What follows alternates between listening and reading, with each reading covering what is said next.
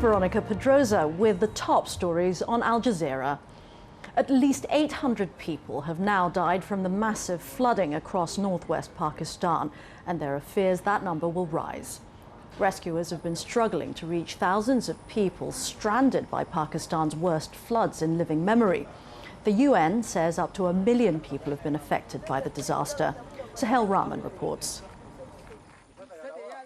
We can only paint a very miserable picture of what people are actually experiencing. This is now day 3 of the rescue operation, and the authorities, both from Islamabad and the provincial capital Peshawar, are now able to deploy the military, 2,500 boots on the ground, in the air and on the water, trying to help those that have been displaced.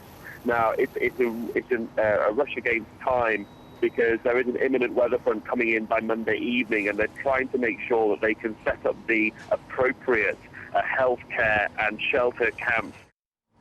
Russia's sent soldiers to battle forest fires that have killed at least 28 people. Authorities say 1,200 homes have been destroyed by the blaze, leaving thousands of people homeless. The fires have affected at least 14 regions in western Russia. They come as the region experiences its hottest weather on record.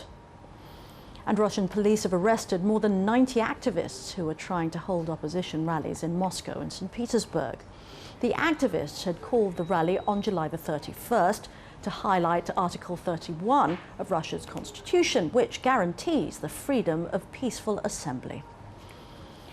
2 people have been killed during protests in Indian-administered Kashmir. They were shot dead when police opened fire on stone-throwing demonstrators.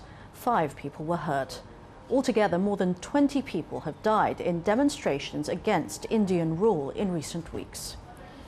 And Mexican police have rescued 2 journalists 5 days after they were kidnapped, allegedly by a drug cartel.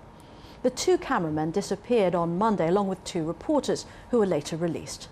Police are blaming the Sinaloa cartel, Mexico's most powerful drug gang, for the kidnapping.